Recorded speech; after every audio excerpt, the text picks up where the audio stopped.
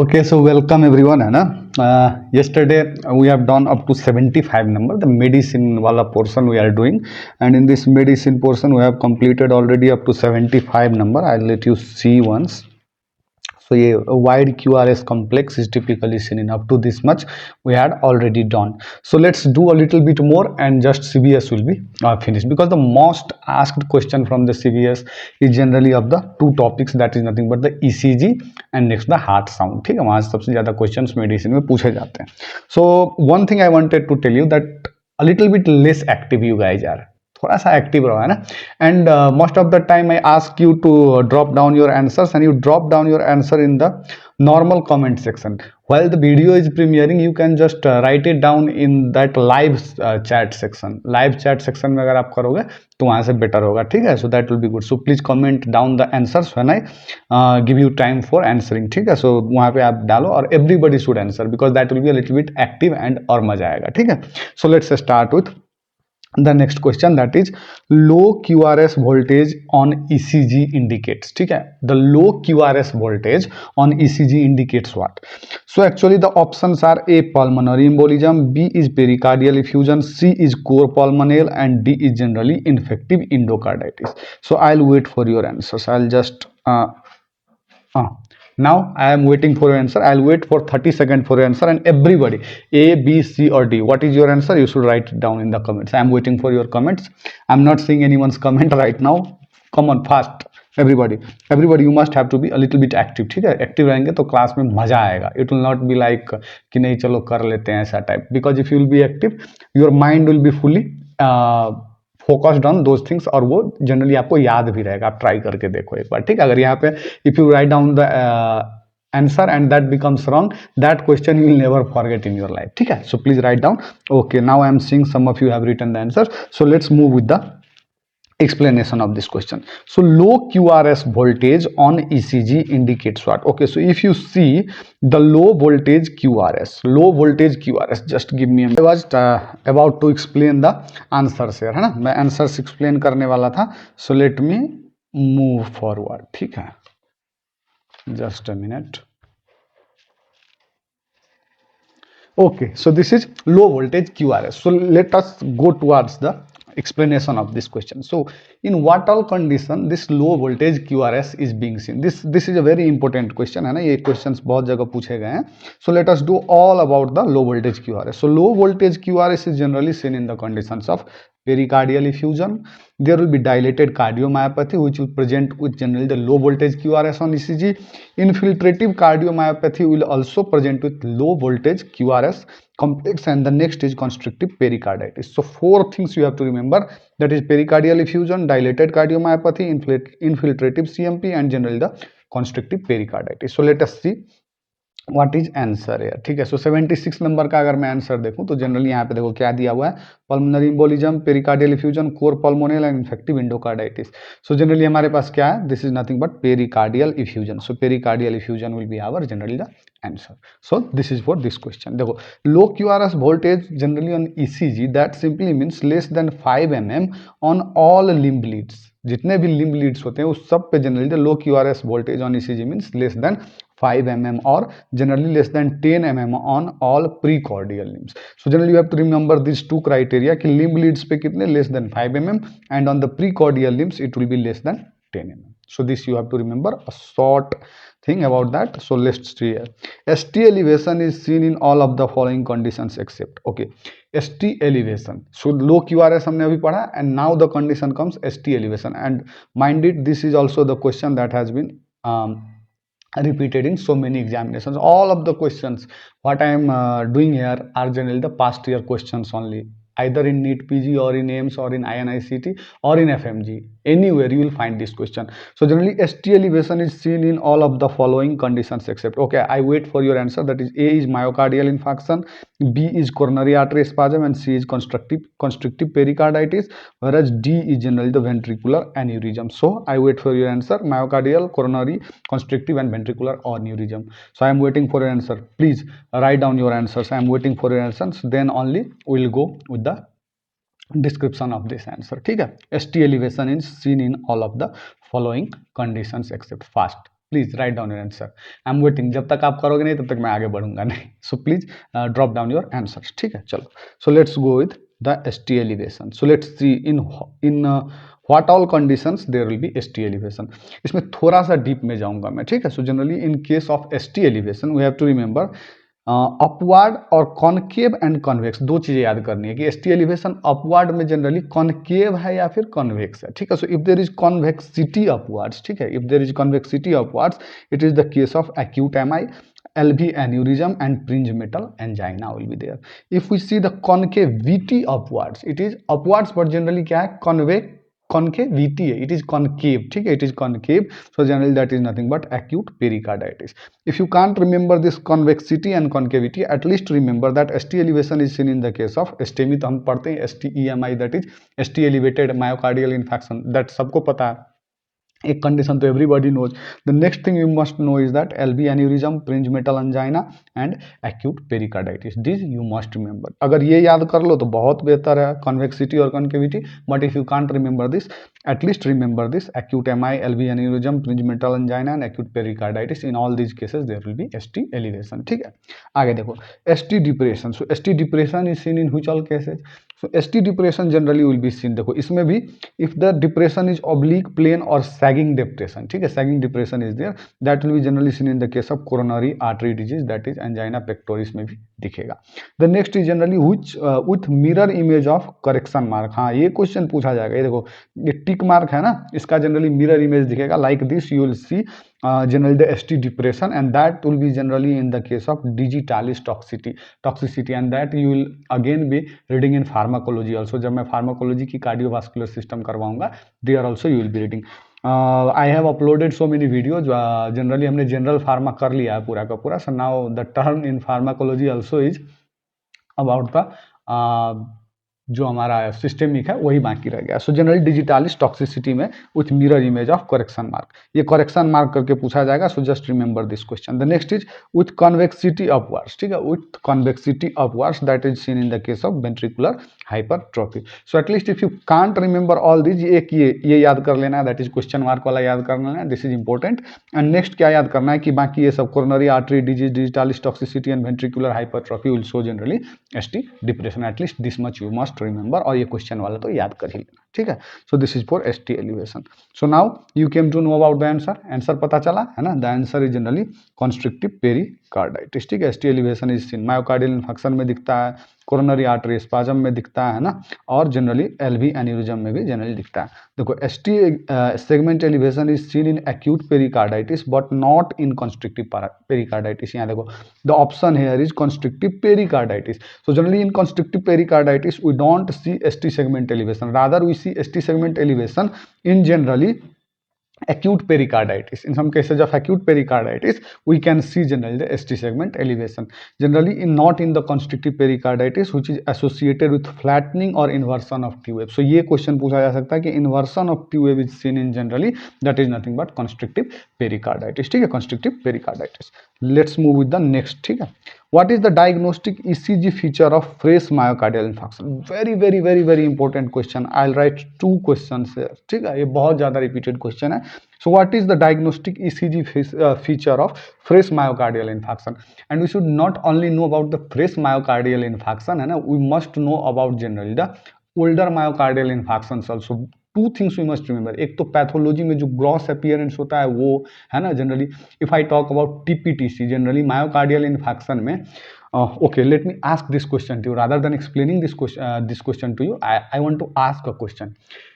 TPTC जो generally होता है, TPTC का फुल फॉर्म क्या है? TPTC इज यूज्ड जनरली, अगर 4 आवर्स से पहले हमको we have to see the heart, the gross of the heart changes will not appear generally after the MI, generally after we do the autopsy we can not find anything on the heart less than 4 hours. 4 hours से पहले gross appearance कुछ भी appear नहीं होगा।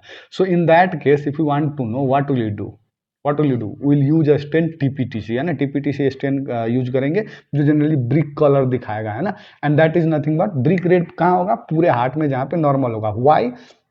Because this TPTC stains the LDH, ठीक है, LDH one को generally वो क्या करेगा, स्टेन करेगा, और जहाँ पे एलडीएच नहीं रहेगा जनरली उस जगह पे जनरली क्या हो जाएगा, इट कैन नॉट स्टेन, और वहाँ पे एक पेल कलर दिखेगा, and that indicates that this is the place where myocardial infection was happening, ठीक है, this is the place where myocardial infection. So now tell me the full form of TPTC. I want to know the full form of TPTC from you, and next I want to add something more कि इसी में generally this gross changes you have to remember. And one more thing that you have to remember is कि ये fresh myocardial infection generally हमको ECG पे कैसा दिखेगा.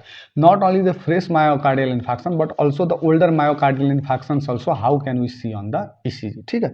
सो I hope you have written down the answer. A B C और D है generally QT interval prolongation, P mitrale, ST segment elevation and ST segment depression. I think everybody should know this question, ठीक है, everybody must know this question. So diagnostic ECG feature of a fresh myocardial infection. So now I think many of you have given your answer. So let us move forward. यहाँ देखो ECG changes in acute MI. Acute MI में generally ECG पे क्या होगा, देखो early acute phase में there will be elevation of ST segment, tall and wide T wave will be seen. Just remember this, it is very important. I am telling you so many times, this is very important. Early acute phase में there will be elevation of ST segment. The ST segment will be elevated. It will be tall and wide T wave will be there. ठीक है, so दोनों चीजें हमको याद रखनी है. If we see in the fully evolved phase, there will be pathological Q wave. Elevated ST segment begins to resolve. This elevated segment now begins to resolve, and T wave inversion will be seen. T wave inversion will be seen in general the fully evolved phase, ठीक है. Next is old infarction. This has been also repeated in AIMS also. In AIMS examination also this question has been repeated, that old infarction that is nothing but the resolution phase. This generally have pathological Q wave. ST segment and T may be normal. ST or T may be normal in the case of generally the old infarction. So you must remember three things. Early acute phase में there will be ST segment elevation, tall and wide T wave. Fully evolved phase में there will be pathological Q wave. Elevated ST segment begins to resolve. It begins to resolve, and generally T wave inversion is seen in generally the fully evolved phase. In the old infarction, or that is called as resolution phase, the pathological Q wave, ST segment and T wave may be normal. T wave might be normal. ये normal वाला condition भी पूछा गया.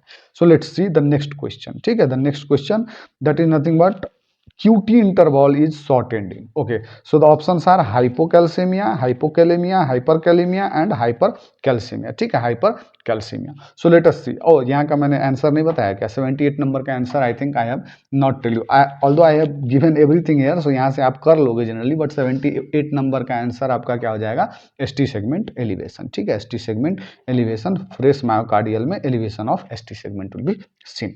सो let's move with the next, that is QT interval is shortened in hypocalcemia, hypokalemia, hyperkalemia and hypercalcemia. I see some of you are answering the question. ठीक है, please answer it in the live chat section. ठीक है, live chat section में इसको generally answer कीजिए. So QT interval is shortened in. Okay, so this QT interval के बारे में generally let us do the whole description part, then answer खुद ब खुद हो जाएगा. So let's see QT interval. So let's do everything that we need to know about this QT interval, जहां से क्वेश्चन बन सकते हैं. So the QT interval will be shortened in case of generally hypercalcaemia. Hypercalcaemia के case में generally the QT interval will be shortened. Digitalis therapy के generally context में the QT interval will be shortened. In the case of vagus stimulation, the QT interval again will be shortened, and in the case of hyperthermia, that is fever के condition में generally the QT interval will be shortened. ठीक है, if you generally if you are working in the hospitals, if you are interns, so generally hyperthermia fever के case में अगर हम generally ये ECG करवाएंगे तो वहाँ पे QT इंटरवल हमको शॉर्टेंड दिखेगा और हम डायग्नोसिस में फंस सकते हैं इधर उधर. ठीक है, सो ये भी एक डिफरेंशियल डायग्नोसिस है. Let's see next, that is prolong. ठीक है, prolonged cases in the QT interval. If the QT interval is prolonged, that is the case of hypocalcaemia. और बहुत बार ये हाइपरकैल्सीमिया और हाइपोकैल्सीमिया से जनरली क्वेश्चंस पूछ देते हैं. So generally they will be prolonged, the QT interval will be prolonged in the case of hypocalcaemia, hypomagnesaemia, acute MI के case में QT interval will be prolong. ठीक है, acute rheumatic carditis, myocarditis, anti arrhythmic drugs, phenothiazines, TCAs antibiotics like erythromycin and generally the pentamidine, ये दो याद कर लो, ये दो याद कर लो. Erythromycin will also cause generally the prolonged QT interval or it will cause the prolongation of QT interval. Next is some anti-malarial drugs will also cause this. ठीक है, सो यहाँ पे मैंने ड्रग्स के नाम जहाँ पे नहीं लिखे वो बहुत ज़्यादा इंपॉर्टेंट नहीं है, बट जनरली एंटीबायोटिक्स में I have already mentioned the 2 drugs here and this is very important. You have to remember this drugs. दो तो याद कर लो यार, ठीक है. So prolonged QT interval will be seen in this cases. So यहाँ देखो शॉर्ट एंड किस में है, हाइपर कैल्सियमिया. यहाँ पे हमको क्या पूछ रहा है, shortened QT interval is shortened in that is nothing but hypocalcaemia और हाइपर कैल्सियमिया. सो हमने क्या पढ़ा, shortened in the case of hypercalcaemia. So hypercalcaemia will be our answer. देखो normal QT interval should not exceed generally 0.42 second. This is the basic of ECG. ठीक है, many of you yesterday you are telling me about that can you do ECG for us. ठीक है, सो ECG मैं उतना detail में तो नहीं करवा सकता आपको, बट जनरल जहाँ से सारे क्वेश्चन सॉल्व हो जाएंगे वहाँ से मैं आपको करवा सकता हूँ. उतनी चीज़ें करवा सकता हूँ जहाँ से every question will B solve either for NEET PG और फॉर FMG और for any examination. You can solve any question from that. If you want that class please write down yes in the comments. ठीक है, please write down yes in the comments. Okay, so let's see. The next question is drug of choice in PSBT. Okay, first of all everybody write down the full form of PSBT. What is PSBT? PSBT क्या है? PSBT क्या है? Then I am waiting for your reply. PSBT है क्या? The next is drug of choice में option A is amiodarone, lignocaine, adenosine and quinidine. Adenosine, amiodarone and lignocaine. Okay, so I am waiting for your answers. Drug of choice in PSBT. Hurry up, fast. लिखो यार, वहाँ पे लिख दो live chat में. Please write down either A, B, C और D. ठीक है, ABCD. तो ये एक गेम की तरह भी हो जाएगा. This class will be like a game also. Okay, so A, B, C और D. So drug of choice PSBT is nothing but paroxysmal supraventricular tachycardia. ठीक है, वेंट्रिकुलर टैकीकार्डिया, सुप्रावेंट्रिकुलर टैकीकार्डिया. ठीक है, क्या supraventricular tachycardia. So drug of choice in PSBT generally all of you know this answer and many of you have written in the comments also. The answer is nothing but adenosine. Adenosine is our answer. देखो first choice for PSBT is adenosine or verapamil. Second choice are beta blockers. So always the first choice will be adenosine or verapamil. I'll ask you a tougher question rather. ठीक है, देखते हैं कितने लोगों को आता है. The adenosine is the drug of choice for PSBT and what is the concentration of generally adenosine used here? और डाइल्यूशन ऑफ रादर कंसंट्रेशन से अच्छा वर्ड होगा डाइल्यूशन. कितने डाइल्यूशन में जनरली यूज किया जाता है? So what is the dilution of adenosine in the case of PSBT? वो क्वेश्चन बहुत ज़्यादा आता है. मैंने generally I have cover that topic in generally our pharmacology, वहाँ पे मैंने कवर करवाया है. So right now I am not going to explain that, I just want the answers from you. ठीक है, so give me the answers. ठीक है, at least one answer तो दे दो कि जनरली फॉर PSBT कितने डाइल्यूशन में यूज किया जाता है. The next is WPW syndrome. Okay, so WPW syndrome. What is WPW syndrome? सबसे पहले तो WPW का यहाँ पे फुल फॉर्म ही क्या है वही लिखो पहले. ठीक है, WPW. देन यहाँ पे देखो options: bundle branch block, right sided accessory pathway, ectopic pacemaker in atrium and left bundle branch block. Left bundle branch block. Tell me fast. WPW syndrome is caused by A, B, C और D. चारों में से कौन सा option? ठीक है, चारों में से कौन सा option? Okay, so now it's time for the description of this answer. ठीक है, सो लेट्स सी. WPW के बारे में सारी चीज़ें पढ़ लेते हैं. So WPW is nothing but Wolff Parkinson White syndrome. ठीक है, Wolff Parkinson White syndrome. This is generally caused by the presence of an accessory pathway. It is generally due to the presence of an accessory pathway and this you will be again learning about this topic in the pediatrics. जहाँ पे आप heart के defects पढ़ोगे ना, ASD VSD वगैरह पढ़ोगे, वहाँ पे generally you will be learning about the Wolff Parkinson White syndrome, WPW syndrome. जहाँ पे भी आपको दिखेगा तो ये शॉर्ट में ही लिखा रहेगा WPW syndrome. So you must remember this. ठीक है, it is generally caused by the presence of an accessory pathway of conduction between atria and ventricle. Atria और ventricle के बीच में एक एक्स्ट्रा एक्सेसरी जनरली क्या हो जाएगा, पाथवे क्रिएट हो जाएगा. Accessory pathway bundle of Kent जिसको हम बोलेंगे. This accessory pathway will be called as the bundle of Kent. This is nothing but the scientist who discover these things they kept it on their name. ठीक है, bundle of Kent. It may be right और left sided. It may be both, right sided और left sided both हो सकता है। Generally the pre excitation resulting due to left sided accessory pathway more common, left sided generally pre excitation resulting due to left sided accessory pathway is more common, is called type A pre-excitation, and that due to the right sided pathway is called type B pre-excitation। and generally ECG पे हम generally इसको पहचानना बहुत ज़्यादा जरूरी है। सो that is on the ECG the PR interval will be decreased, ठीक है, and slurring of QRS, that is delta waves will be seen, and this is very important question for you. Just remember the delta waves or slurring of QRS is seen in the case of Wolff Parkinson White syndrome। so this is very important। यहाँ पे देखो Wolff Parkinson White syndrome, let's do it in a very summary way, ठीक है, summarise कर लो इसको। Wolff Parkinson White syndrome में there will be accessory pathway, ठीक है, accessory pathway वो राइट साइड भी हो सकता है, लेफ्ट साइड भी हो सकता है, बट जनरली मोर कॉमन कहाँ होता है, generally left sided accessory pathway क्या होता है, मोर कॉमन होता है, and it is called type A, ठीक है, टाइप ए प्री एक्साइटेशन। और टाइप बी प्री एक्साइटेशन हम किसको बोलते हैं, जनरली राइट साइडेड पाथवे में।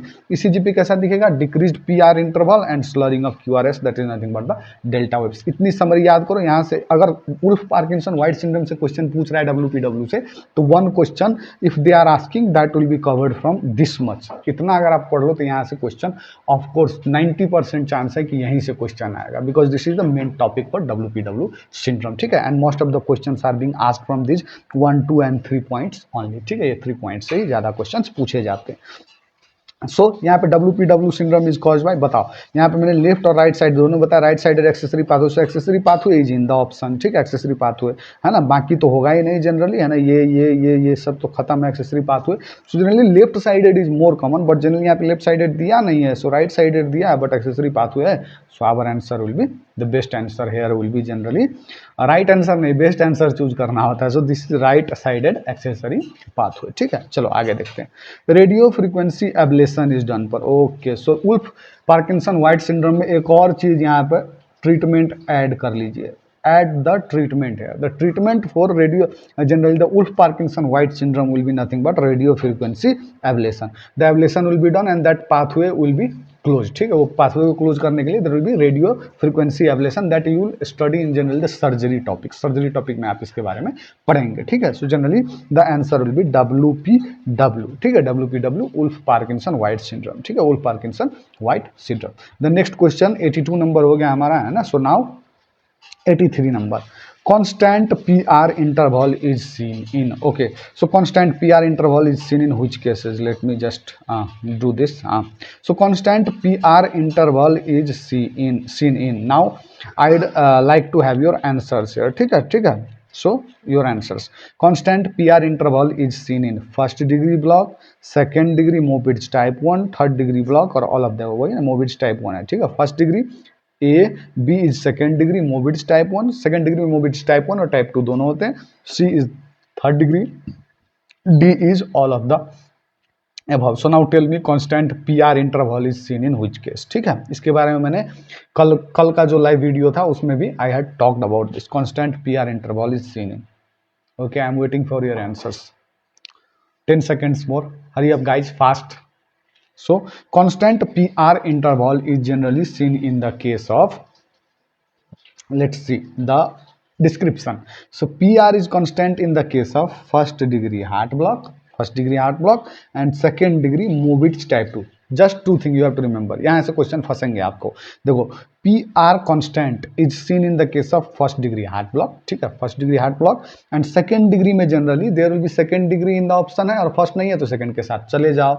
बट अगर सेकंड में फिर 2 चीजें दे देंगे आपको ऑप्शंस में, there will be 2 things in the option, that is Mobitz type 1 and Mobitz type 2, then you will be confuse कि नहीं फर्स्ट और सेकंड तो पढ़ा था but I am not sure Mobitz 1 और Mobitz 2। So generally second degree में Mobitz 2, second degree Mobitz 2 करके याद रखना है। So our answer here will be क्या हो जाएगा यहाँ पे, देखो first degree block, second degree Mobitz type 1 नहीं होगा, टाइप 2 होगा, थर्ड डिग्री नहीं होगा। So generally first degree block will be our answer here. So 83 का कितना हो जाएगा, 83 का हो जाएगा first degree block will be our answer. Let's see this first degree heart block and second degree Mobitz type 2 block are associated with constant PR interval. You just need to remember this 2 points here, ठीक है, बहुत ज्यादा यहाँ पे कुछ करना नहीं। सो let's C all the following are features of right sided heart failure except, so this is the question that may be asked in pathology also, medicine also, anywhere this can be, this question fits into everything, ठीक है. So all of the following are the features of the right, mostly ये pathology का question बनेगा, अगर ऐसे question medicine में आए भी तो पैथोलॉजी के क्वेश्चन होंगे generally. All of the following are the features of right sided heart failure except, क्योंकि हम पैथोलॉजी में पढ़ लेते हैं पहले ही.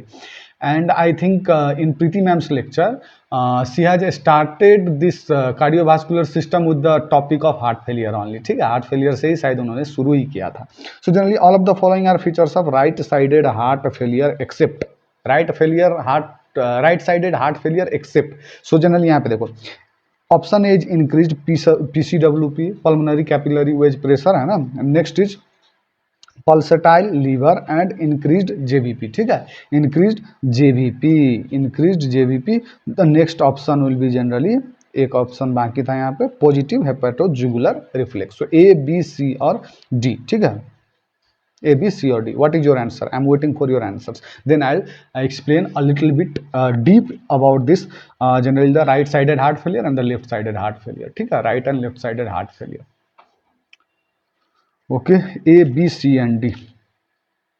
All of the following are features of the right-sided heart failure except क्या होगा? Okay, so let us go for the description of this topic. So let's see. Heart failure का मतलब क्या है? देखो, heart failure, what is heart failure में generally two types of heart failure can be there. Either the left side of heart has stopped working and the right side of the heart is has stopped working. Generally अगर simple सा diagram देखें तो यही होता है ना, right atrium है ना, right ventricle, left atrium and left ventricle will be there. यहाँ पे क्या हो जाएगा आपको जनरली ट्राइकस्पिड वॉल्व और यहाँ पे बाइकस्पिड वॉल्व हो जाएगा. सो this is generally right atrium left atrium, सबसे सिंपल डायग्राम जो हम बना सकते हैं सो हार्ट में. सो ये राइट साइड का, ये लेफ्ट साइड का. So in this case generally heart failure is of two types, either the right side will stop working, है ना, right side will stop working, और left side is stop working, left side will stop working. So mainly generally left ventricle pumps the blood to the systemic circulation in whole of our body. So mainly heart failure generally तब होता है जब left sided बंद कर देता है. So let us see. So heart failure in the case of left sided heart failure, left sided में अगर ये left side वाला पूरा का पूरा बंद हो गया तो left side में generally blood कहाँ से आ रहा है? अगर simple circulation if you remember, if you see यहाँ पे generally क्या हो जाएगा, ये right है ना, right atrium, left atrium है ना, generally left atrium and left ventricle. So generally what is the general circulation rule कि यहाँ से जनरली क्या होगा, ब्लड राइट एट्रियम में आएगा, राइट एट्रियम से ब्लड कहाँ जाएगा, through the tricuspid valves the blood will enter the left atrium, left atrium से now the blood will be pumped to generally the, है ना, ये हमारा छोटू सा लंग्स में generally the blood will be pumped through which artery, generally pulmonary artery. All the arteries in our body generally they carry pure blood, that is oxygenated blood. Only one artery, that is pulmonary artery, which is carrying the impure blood. क्योंकि ये right atrium में जो आया, so that is generally the impure blood from the superior and inferior vena cava, that is deoxygenated blood. ये oxygenated होने के लिए ही lung में जा रहा है. So generally यहाँ से blood lungs में जाएगा, और lungs से कहाँ आएगा blood? Now the blood will, after the being oxygenated here, now the blood will enter the left atrium. Left atrium में आएगा और फिर left ventricle में जाएगा through generally the bicuspid और जनरली मिट्रल वाल्व, जिसको माइट्रल वाल्व बोलते हैं हम. सो जनरली इन दिस केस अब क्या हो रहा है जनरली कि left sided heart has failed, है ना, लेफ्ट साइडेड हार्ट फेलियर यहाँ पे जनरली हो गया. सो लेफ्ट साइडेड में यहाँ पे आएगा तो ये जनरली पंप ही नहीं कर पाएगा, एज ए रिजल्ट यहाँ पे अब ये नीचे पंप नहीं कर पाएगा तो ब्लड यहाँ पे बढ़ेगा. सो जनरली अगर ब्लड यहाँ पे बढ़ा तो यहाँ पे अब ब्लड और एक्यूमुलेट हो सकता है, नहीं हो सकता. सो जनरली अब ब्लड में क्या हो जाएगा, बैक प्रेशर लगने लगेगा, क्योंकि the blood can not be brought down here and there will be the back pressure will be generating in the blood. और blood generally अब कहाँ जाएगा, ये blood पूरा का पूरा lungs में ही रहने लगेगा. the blood will now be flowing back to the lungs, क्योंकि आगे इसको मिल नहीं रहा, पीछे ट्रैफिक जाम लगते जाएगा. the blood will now start accumulating in the lungs, so all the blood will go back to the lung. as a result there will be edema and congestion will be seen. ठीक है, edema and congestion will be seen, mostly congestion वाला word याद रखो. so congestion will be seen and there will be increased PCWP. This is the condition for the left-sided heart failure. In the same way, let us see for the right-sided heart failure. अब क्या हो गया कि right-sided heart failure हो गया. अब right side में यहाँ से superior vena cava, नीचे से inferior vena cava, they all are taking the impure blood to generally the right atrium. So right atrium में अगर blood ले रहा और right side क्या हो गया कि काम नहीं कर रहा. The right atrium is not contracting, as a result the blood is not coming to the left right ventricle, the blood is not coming to the right ventricle, as a result यहाँ पे अब क्या हो जाएगा, जाम लगने लगेगा and back pressure यहाँ पे जनरेट होने लगा। एज अ रिजल्ट अब ये सारी ब्लड जो आ रही थी वो सब क्या होगा, generally it can not empty in to the generally the right atrium and as a result the back pressure will increase, और वो सारे ब्लड का जो वीनस ब्लड का जो प्रेशर है वो पीछे वाले ऑर्गन्स जहाँ से आ रहे थे वहाँ पे जनरली जाने लगेंगे। And if we talk about the venous circulation, so वहाँ पे जनरली सबसे ज़्यादा कहाँ से आता है, पोर्टल सिस्टम से आता है। सो पोर्टल सिस्टम से blood will be coming from the liver, ठीक है। So from the liver now this blood is putting pressure towards liver, क्योंकि वो इधर इधर आ नहीं पा रहा है, सो जनरली ये प्रेशर कहाँ लग रहा है, पीछे लग रहा है। And as a result there will be this venous pooling will be taking place, ठीक है, the venous pooling will be taking place। as a result in liver and spleen there will be now the more pressure of this venous blood कहाँ जाएगा, liver और generally कहाँ पे जाएगा, spleen में जाएगा। and as a result there will be chronic venous congestion seen which will lead to generally the, if we talk about generally the liver in this case, this is a very important pathology question also, that there will be nutmeg liver। अब generally देखो आप लोगों ने सुपारी देखा हुआ है, सुपारी सुपारी बोलते हैं generally, betel nuts that is generally used in paans, गुटखा में जो जनरली यूज होते हैं जनरली बिहार की तरफ, है ना। सो दैट बीटल नट अगर आप देखो उसको जनरली तो उसका कैसा दिखता है, पूरा का पूरा, है ना। In the same condition generally अगर जब लीवर में when the this blood is with high pressure, this venous blood is putting a high pressure, क्योंकि वो आगे नहीं जा रहा है, so high pressure it is generating in the liver and as a result there will be small hemorrhages occurring in the liver and that if we see the gross picture that will be seen like generally कैसा, nutmeg liver जैसा दिखेगा। So that will be seen like nutmeg liver, that is nothing but like a generally supari, that is nothing but betel nut की तरह दिखेगा due to very small hemorrhages due to generally the capillary वहाँ पे burst होने के कारण से। So that will be seen nutmeg liver. This is a very important question, है ना। If you talk about the spleen will have now gamma गैंडी body, ठीक है, gamma गैंडी body will be seen in the spleen. This is the classical pathology question, you must remember this. And the next thing अब क्या हो जाएगा, पीछे जो blood धकेला जा रहा है, वीनस ब्लड अगेन जा रहा है, सो जनरली क्या हो जाएगा, वीनस ब्लड जो है वहां पे अब क्या वेन्स में ज्यादा प्रेशर हो जाएगा ब्लड से and now it will start leaking outside from the when, this blood these fluids will be generally leaking outside from the vein and that will lead to ascites, that will lead to ascites। ascites is nothing but generally the accumulation of fluid, है ना, accumulation of fluid हो जाएगा generally, that will be generally abdominal region या फिर पीछे हमारे generally if we talk about in the chest region वहाँ पे, so generally there will be ascites and the next will be pedal edema। so whenever you see a patient with ascites just rule out the heart failure, ठीक है, heart failure को rule out करना बहुत ज़्यादा जरूरी है, ascites। and the next is generally increased JVP। so 2 points you must remember, ascites and pedal edema, because now again the blood वो नीचे जो veins में जाएगा वहाँ पे भी जो नीचे के जो veins है वहाँ पर भी प्रेशर पड़ेगा and there will be generally the pedal edema will be seen। so generally ascites, pedal edema and increased JVP। कुछ और भूल जाओ तो भूल जाओ, but increased JVP and increased PCWP this you must remember, ठीक है। So increased JVP will be seen in the case of right heart and increased PCWP will be seen in the case of left sided heart failure. So this is all I wanted to tell you about. थोड़ा सा मैंने time लिया but I have told you everything about the heart failure including your medicine, including your pathology and including your physiology, जो कि बहुत ज़्यादा important है यहाँ पे। I hope everybody is clear about this concept now. So write yes or no in the comment, are you clear about this concept here or not? I took a little bit time but I explained everything that was required here. Please tell me, is this clear to you or not? I want your yes or no, ठीक है। Is this clear to you or not? Okay, so now I will move with the next question, ठीक है। सो यहाँ पे क्या हो जाएगा, हमारा आंसर हो जाएगा increased PCWP। All of the following are features of right-sided heart failure, क्योंकि increased PCWP is generally seen in the case of left side, ठीक है। Okay, so let us move with the next question। यहाँ से बहुत question बनते हैं। By the way I should tell you here that this topic contains a lot of question, और वहीं से क्वेश्चंस बनेंगे generally. If you know at least that much basic you can solve many of the questions just on the basis of what you just listened now, वहाँ से भी आप बहुत कर सकते हो। सो लेट्स सी, पॉजिटिव हेपेटोजुगुलर, चलो ये उसी का देखो। Increase pulmonary capillary wedge pressure is a feature of the left sided heart failure and not right sided heart failure. Feature of right heart failure are peripheral oedema, ascites, hepatomegaly and increased JVP, ठीक है, increased JVP, ठीक है, JVP याद रखना। So next देखो, enlarged pulsatile liver with ascites is typically seen। enlarged pulsatile liver with ascites is typically seen। so ascites हमने अभी देखा था कहाँ होता है, राइट साइडेड हार्ट फेलियर में, इतना मैं आपको बता रहा हूँ। Now I will be giving you some options. tricuspid regurgitation, mitral regurgitation, mitral stenosis and pulmonary stenosis. It's very easy now for you. ठीक है, बस पुट करना है. So now I want your answers A B C और D. 85 का कौन सा होगा? ए बी सी और डी. 85 का कौन सा होगा? 85. This is generally due to what we say. 85 का जो जनरली आंसर होगा दैट विल बी जनरली क्या हो जाएगा? Tricuspid regurgitation.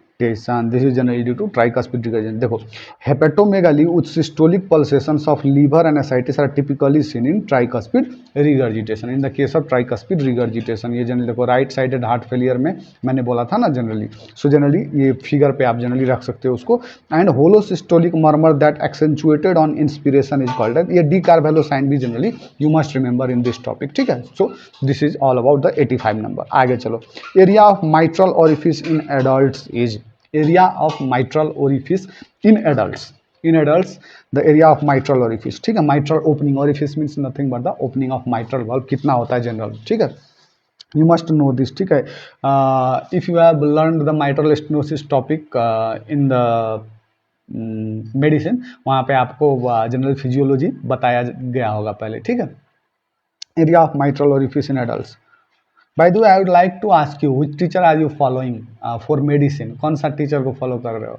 आइदर दीपक मारवा सर और थमीम सर, या फिर किसको फॉलो कर रहे हो? Priyansh sir, his explanations are also really top class. ठीक है, which teacher? All of the teachers are generally, with due respect to them, all of them are like they are just Harrison within themselves. ठीक है, but which you are following, I would like to know. ठीक है, area of mitral orifice in adults, क्योंकि सबके अपने different choice होते हैं. ठीक है, so area of mitral orifice in adults कौन सा है? देखो, area of mitral orifice if we talk in adults, the option is 6 to 8, B 5 to 1 4 4 6. अब तक आप लोगों ने आंसर दे दिया है जनरली. ठीक है, most of you have written the answer. So now it's time to go for the description of this topic. So let's see. Normal mitral बल्ब की अगर जनरली मैं बात करूं तो it will have the area of 4 to 6 centimetre square. ठीक है, 4 to 6 centimetre square. Normal aortic बल्ब का जनरली अगर मैं बात करूं 2.6 to 3.5 सेंटीमीटर स्क्वायर. ठीक है, माइल्ड माइट्रल स्टीनोसिस में दिस 4 to 6 सेंटीमीटर. स्टीनोसिस का मतलब क्या होता है जनरली? स्टीनोसिस मतलब कि हार्ड हो जाना, नैरो हो जाना. So generally mild mitral stenosis will be called where the orifice area will be generally 1.5 to 2 centimetre square. Moderate will be 1 to 1.5 centimetre square. And severe mitral stenosis if the area has reduced less than 1 generally centimeter square, that will be called as severe mitral stenosis. ठीक है, और critical mitral stenosis if it's less than 1 centimetre में भी generally 0.7 centimetre के range पे आ गया या फिर उससे नीचे आ गया. So that is nothing but generally critical mitral stenosis. ठीक है, अगर ऑर्टिक वाल्व की बात की जाए so generally 2.6 to 3.5 centimetre square area will be mild. Aortic stenosis will be generally if we see that is 1.5 to 2 centimetre square. Again same है दोनों में ऑर्टिक स्टीनोसिस में. The next is that is moderate aortic stenosis is 1 to 1.5 centimetre and severe less than 0.8 centimetre square. You must remember few values here. ठीक है, mitral stenosis यहाँ से at least ये severe वाला याद रखना. ठीक है, एटलीस्ट सीवियर वाला याद रखना. Normal and the severe case. Mitral stenosis is associated with. Okay, mitral stenosis is generally associated with. Okay, tell me the answer. Mitral stenosis is associated with right ventricular hypertrophy, left ventricular hypertrophy, left axis deviation and QRS complex. I think you must be clear with two topics here, that is hypertrophy and hyperplasia. Are you clear or not? I just want to ask you the very basic question from the pathology. What is hypertrophy and what is hyperplasia? What is hypertrophy and hyperplasia? You must be knowing. Cell के नंबर में और size के नंबर में, है ना? So just tell me, cell किस में बढ़ता है और साइज किस में बढ़ता है जनरली? यहाँ से क्वेश्चन बनता है generally. The question will be there like uterus in case of, generally pathology का बहुत क्लासिक क्वेश्चन है generally. Uterus in case of pregnancy is an example of hypertrophy, hyperplasia, both. कौन सा होगा answer? I think you are getting me. ठीक है, so generally mitral stenosis is associated with. Look, this mitral stenosis generally अगर मैं बताऊं, देखो mitral valve सबसे पहले होगा कहाँ? Mitral valve will be between generally this right atrium है ना, and left atrium, this is right ventricle and this is left ventricle. So generally यहाँ पे tricuspid valve will be between generally the right atrium and the left atrium, ठीक है, और this bicuspid और mitral valve will be generally in the left atrium and left ventricle के बीच में. So generally यहाँ पे पूछा जा रहा है mitral stenosis is associated with, so this mitral ये ट्रैफिक जैम वाला जो मैंने आपको बताया था जनरली, so जो ट्रैफिक जैम वाला कॉन्सेप्ट यहाँ पे लगाओ, so you will simply know that mitral stenosis is generally associated with which condition. Now tell me the answer fast, I am waiting for you. So mitral stenosis is associated with generally which of the following?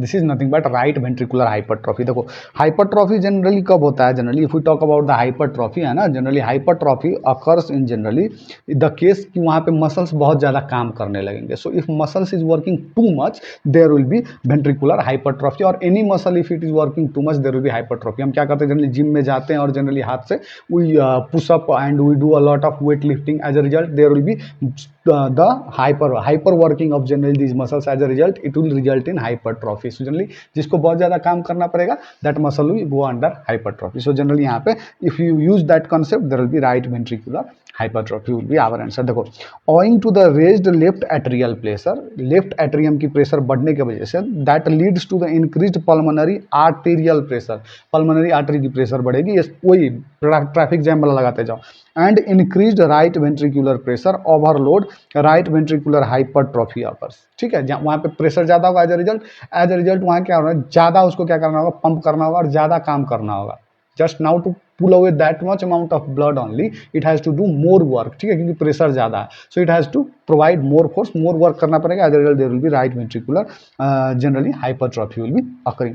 Left ventricular diastolic pressure is normal in isolated mitral stenosis. ठीक है, mitral stenosis. Okay, so now see severity of mitral stenosis is assessed by, you got this or not, you got the physiological point है ना, ये general point आपको पता चला कि नहीं. माइट्रल स्टेनोसिस यानी कि यहाँ से माइट्रल स्टेनोसिस हो रहा है तो ब्लड यहाँ से क्या हो रहा है, पूरा अच्छे तरीके से नीचे नहीं आएगा. If the blood is not coming है तो जनरली कहाँ हो गया, पीछे लेफ्ट में जाम लगने लगेगा, क्योंकि यहाँ से जो ब्लड है वो जनरली वहाँ पे अगर पूरा एम्प्टी नहीं होगा, अगर यहाँ से पूरा एम्प्टी नहीं होगा तो यहाँ से बढ़ेगा, यहाँ से बढ़ते बढ़ते बढ़ते बढ़ते कहाँ आएगा, यहाँ पे आएगा, राइट, क्योंकि right ventricle is which is generally pushing the blood. So वहाँ पे जनरली प्रेशर बढ़ेगा, और प्रेशर बढ़ेगा तो जनरली क्या होगा, इसको ज़्यादा काम करना होगा. The right what I said, the right ventricle has to work a lot and there will be hypertrophy condition. This is very easy. हाँ, बस वो एक लगा लेना है कि जनरली ये प्रेशर जाम वाला, ट्रैफिक जाम वाला जनरली कंसेप्ट लगा लेना, you will be good to go with any questions related to it.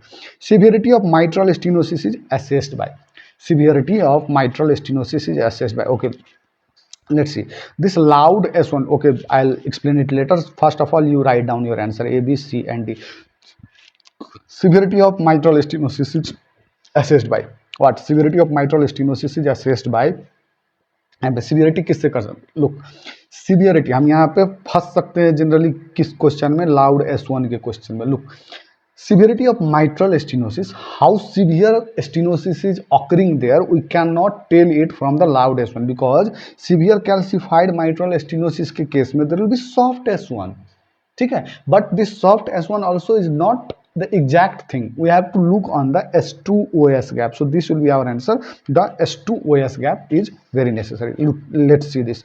The features suggestive of severe mitral stenosis are proximity of S2OS gap and longer duration of mid-diastolic murmur. So these two things are the features which are the suggestive of severe mitral stenosis. You must remember this. Angina pectoris and syncope are most likely to be associated. देखो, angina pectoris and syncope are most likely to be associated with. I want your answer. Mitral stenosis, aortic stenosis, mitral ligament. I'll give you a very short mnemonic for this. एक और है यहाँ पे. One more on option will be there. That is tricuspid stenosis. A, B, C or D. Just write down the answer fast. Mitral stenosis, aortic stenosis, mitral regurgitation, or generally tricuspid stenosis. So what is your answer? Angina pectoris and syncope. A, B, C or D. Okay, let me give you the answer for this question. Let's see. The cardinal symptoms of aortic stenosis are @ करके याद रखो. Aortic stenosis में हम sad हो जाएंगे. There will be exertional syncope, S for syncope, A for angina, and D for dyspnea. Very important is this dyspnea. They will be asking you generally किसके feature है. Cardinal symptoms of aortic stenosis is nothing but SAD, that is syncope, angina, and dyspnea. The next is cardinal symptoms of aortic regurgitation. ठीक है, aortic regurgitation are generally PAD, SAD और PAD याद रखना, palpitations, angina and dyspnoea. So हमको यहाँ पे क्या पूछा गया था, angina pectoris and syncope are most likely to be associated with. So angina SAD करके हमने भी पढ़ा था ना. So SAD is generally seen in the case of generally AS, that is aortic stenosis. So our answer here will be nothing but 89 का क्या हो जाएगा हमारे पास, generally the answer will be aortic stenosis. ठीक है, ऑर्टिक स्टेनोसिस. Let's move. दो questions और है. The most common site for myocardial infarction. Very important question, बहुत बार रिपीट किया गया क्वेश्चन है यार.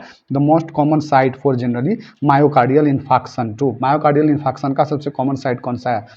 Left atrium, left ventricle, right atrium. The four options are in front of you. Now it's time to answer.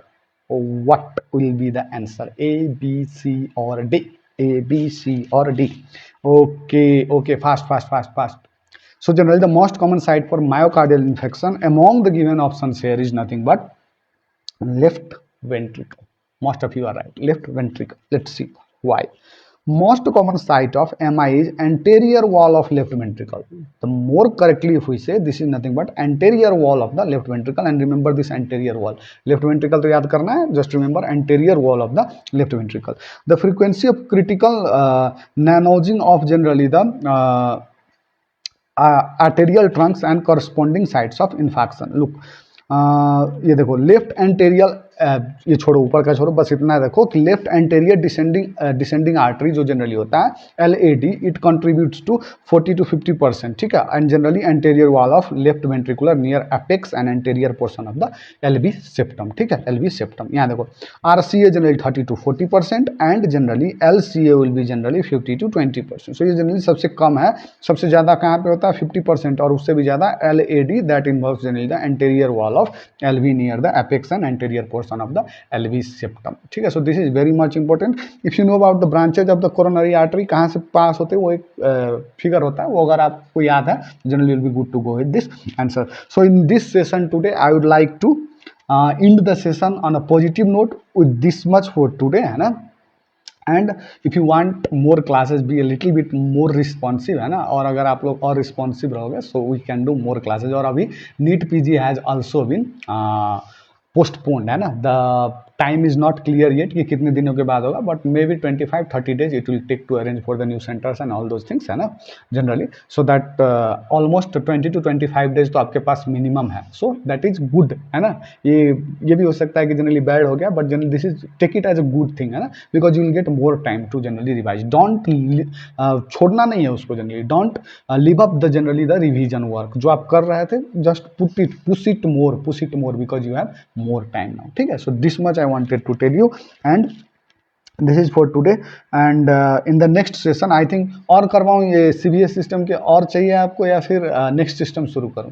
Please tell me, everybody tell me about that either you want more questions to be solved from this topic only CBS or should we move with the next system now, क्योंकि बहुत सारे important topic हमने कर लिए and the description point what I am giving you that will cover the rest of all the things that is not there in the question. ठीक है, so this much for this topic. I'll meet you in the next topic. Thank you all of you.